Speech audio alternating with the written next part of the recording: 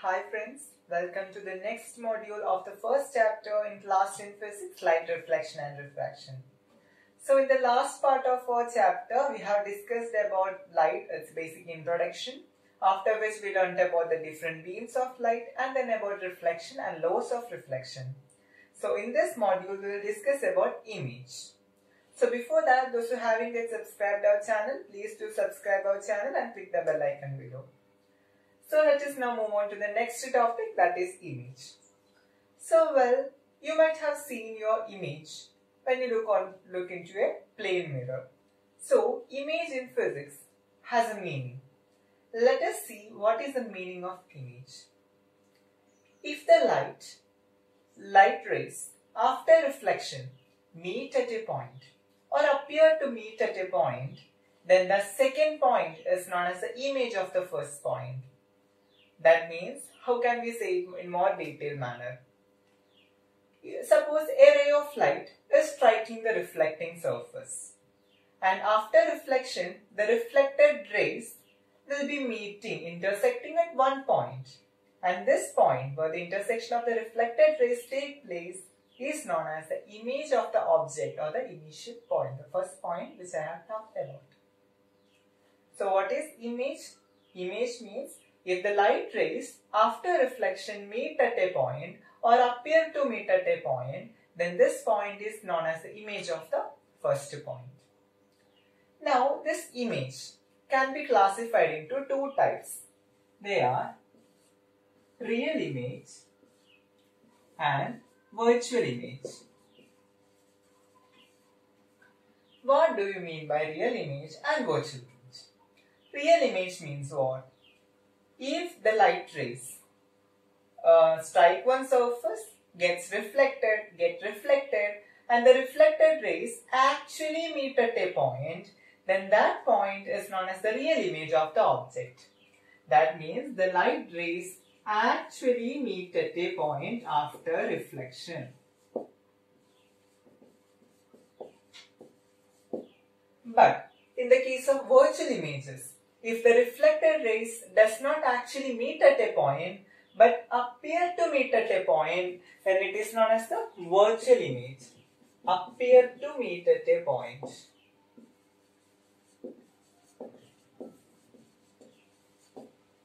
This is the first difference between real and virtual images. Let us see what is the next difference between real and virtual images. Real image can be obtained on a screen. Can be obtained on a screen. That means, if we are placing a mirror, that forms real image, and the image formed in the mirror can be obtained on a screen if a screen is placed near to the mirror. But in the case of virtual image, the image formed by the mirror cannot be obtained on a screen. Cannot be obtained on a screen. That is the second difference between real and virtual images. So this real image is formed by concave mirror. About this we will discuss in the next session, next module, that is part 3. And virtual image is formed by plane mirror and convex mirror. And the plane mirror on which we look our face forms virtual image. What can you observe when we look our face onto the plane mirror? Will the image that is formed by the plane mirror obtained on a screen, will it be obtained?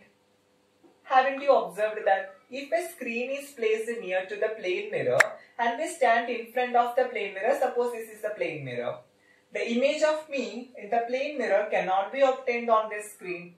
But on the other hand, if a concave mirror is placed over here, if the concave mirror is forming my image, it can be obtained on this screen which is placed closer. So that is the difference between real and virtual image. The next difference between real and virtual image is that real image is inverted with respect to the object. That means what? If the object is denoted like this, in the sense upright, then the image will be topsy-turvy or upside down. In other words, inverted. This is the object, this will be the image. For example, if we take a concave surface, we will discuss that, And if you look our face into it at some far distance, we will observe that our face will be upside down or inverted. Because it is a real image formed on that mirror. But virtual image, it will be erect with respect to the object. Erect means what? If this is the object, upright, then our image will also be upright. That is the case of plane mirror where we look our face. Our face won't be upside down when we look on the plane mirror. So these are the differences between real and virtual images. So next, let us learn about mirror. What is mirror? Mirror is a polished surface like glass which reflects almost all the light that is incident on it. So that is a mirror. Let us learn about two types of mirrors. They are plane mirror and spherical mirror. Plane mirror and spherical mirror. Plane mirror means if the reflecting surface is plane, then that mirror is known as plane mirror.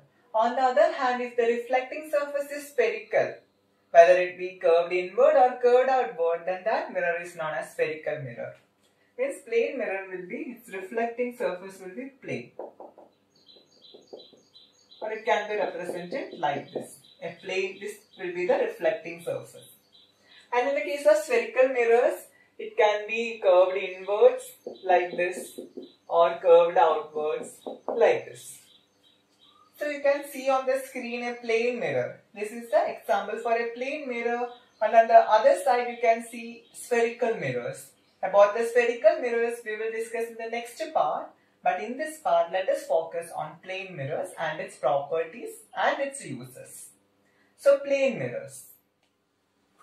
So in this topic we are going to learn about plane mirrors. So plane mirrors, as I have already said, the mirror in which the reflecting surface is plane is known as plane mirror. And as you can see how the image formation is taking place in the case of a plane mirror.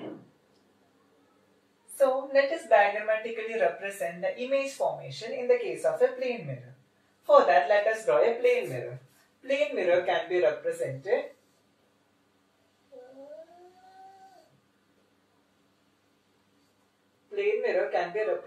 like this.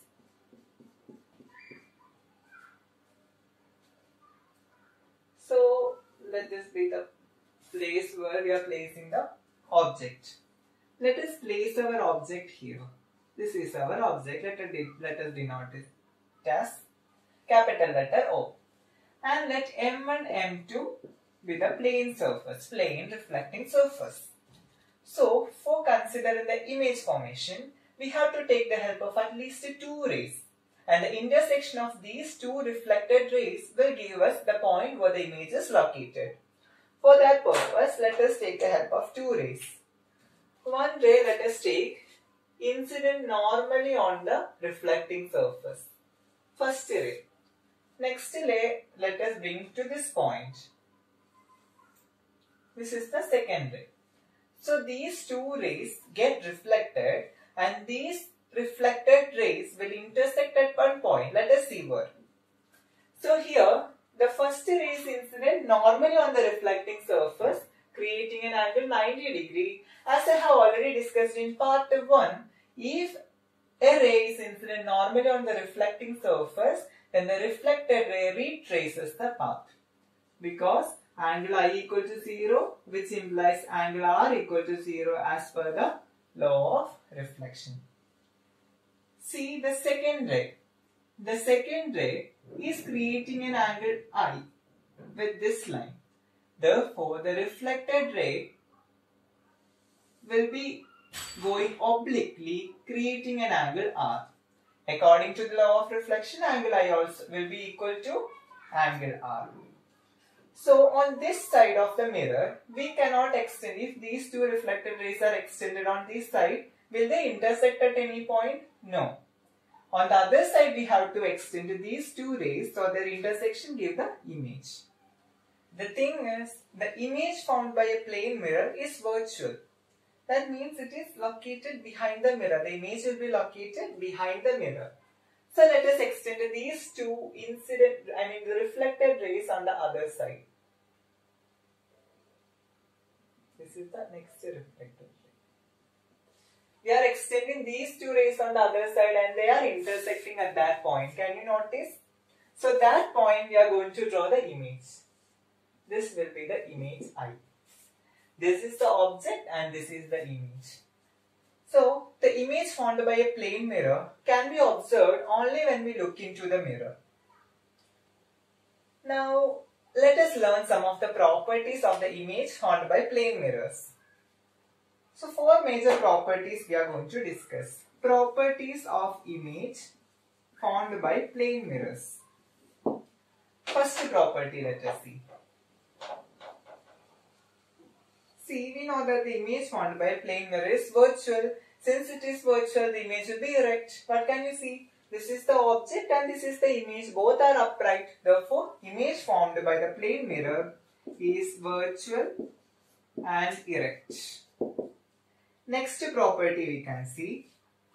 So, here you see the size of the object and the size of the image. See, this is the size of the object. And what about the size of the image? Isn't it the same? Can you notice? So it is another property of the plane mirror, that is the size of the image will be equal to the size of the object. Size of image will be equal to the size of object. This is the second property. That means when we are looking into the plane mirror, the size of our face will be the same when we look into the plane mirror. But if you are looking into a spoon, will it be the same? No, because it is not a plane mirror. Next property. See the distance between the object and the plane mirror. This is the distance. And let us take this distance over here and see the distance between the plane mirror and the image. Are they equal? We can measure it using scale.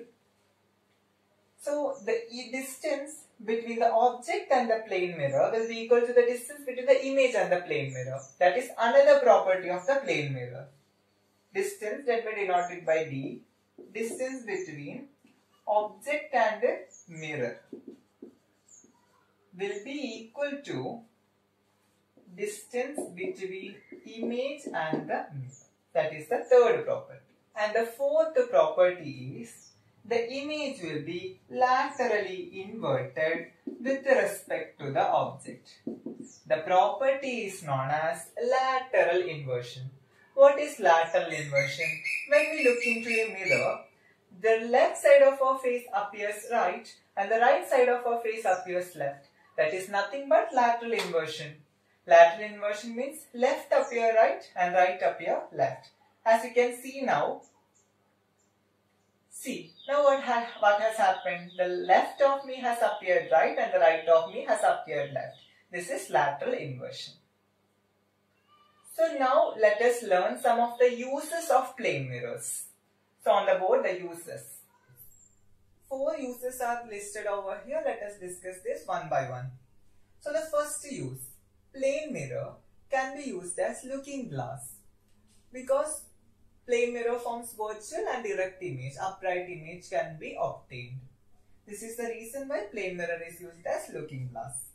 Next one, plane mirrors are used to construct periscopes which are used in submarines. These are used in submarines and plane mirror is used in order to make the periscope. Can you see it over here?